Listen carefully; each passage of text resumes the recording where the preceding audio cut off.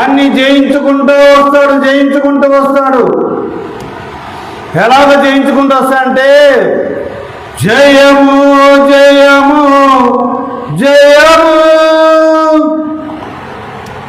ఎల్లా వేళలో జయము జయము జయము జయము ఎల్లా వేళలో జయము యేసు నామమునకే ఎల్లా వేళలో జయము మన పాపము మన శాపము యేసు శిలువలో మోసెను కల్వరి శిలువలో సాతాను సైన్యమును చీల్చివేసెను.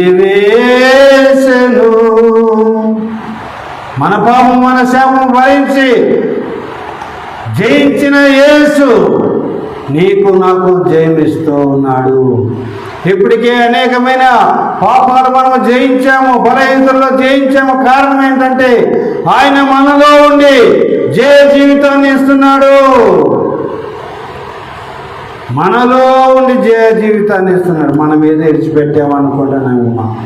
సినిమాలు చూడడం మానేసాము, తాగడం మానేసాము, సిగరెట్లు తాగడం మానేసాం, మందు తాగడం మానేసాం, వ్యభిచారం చేయడం మానేసాం,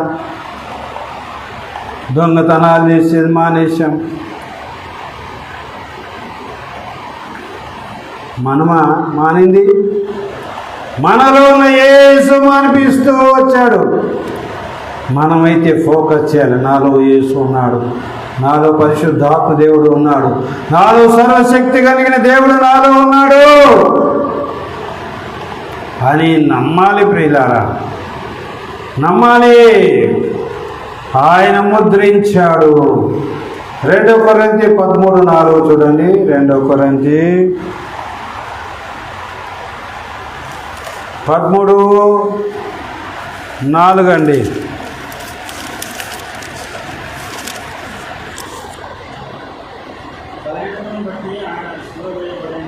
బలహీనతను బట్టి ఆయన సిలువేయబడిన కానీ దేవుని శక్తిని బట్టి జీవించుచున్నాడు. మేమును ఆయన యందుండి బలహీనమై ఉన్నాము కానీ మీ ఎడల దేవుని శక్తిని బట్టి ఆయనతో కూడా జీవించున్నాము. మనమంతా ఆయన యందు బలహీనమైంది ఉన్నాము కానీ మీ ఎడల దేవుని శక్తిని బట్టి మనం ఏమిటంట, దేవుని శక్తిని బట్టి మనం బలవంతులమంట.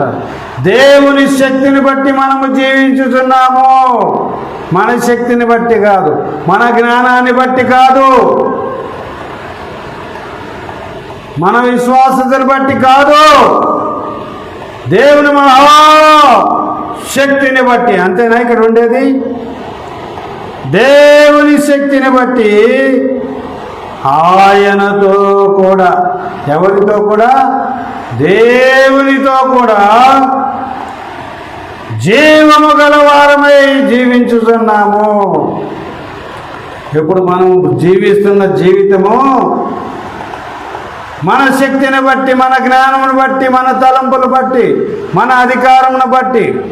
నీవు గొప్ప అధికారం ఉండవచ్చు, నువ్వు మంత్రి ఉండవచ్చు, ముఖ్యమంత్రి ఉండవచ్చు, ప్రధానమంత్రి అయి ఉండొచ్చు, అమెరికా అధ్యక్షుడై ఉండవచ్చు. బ్రతుకుతున్నావు అంటే ఆయన కేవలం కృపనే.